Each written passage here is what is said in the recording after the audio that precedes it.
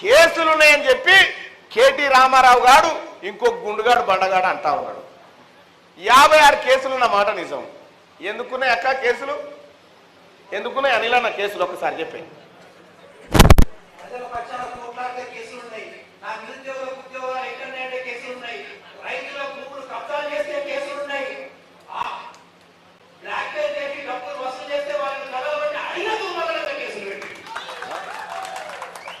తీన్మార్ మల్లన్న ఈ బిడ్డల ఉద్యోగాలు ఏమిరా అని అడిగినందుకు నా మీద కేసులు పెట్టిండు.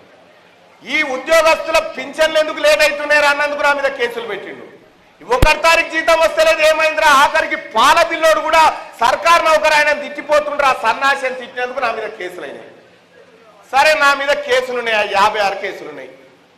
ఏ ఒక్క కేసు అన్నా నిరూపిస్తావరా సన్నాసి? రేపు కోర్టులో నిలబడతావరా ఒక్కటన్నా? అది ఇడిచిపెట్టు.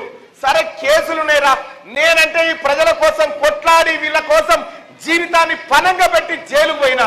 నీ చెల్లె దేనికోసం పోయిందిరా పోయి?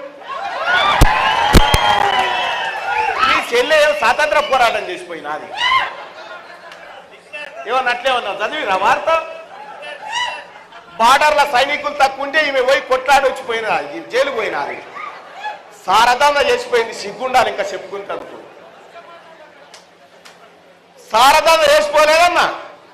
ఏం దందల్లన్న? సారదంద కాదా? సిగ్గుండాలి చెప్పుకుంటాను. నీ చెల్లె జైలు ఎందుకు పడదో ఈ జనానికి చెప్పు ముందుగాల, చెప్తే తెలుస్తుంది.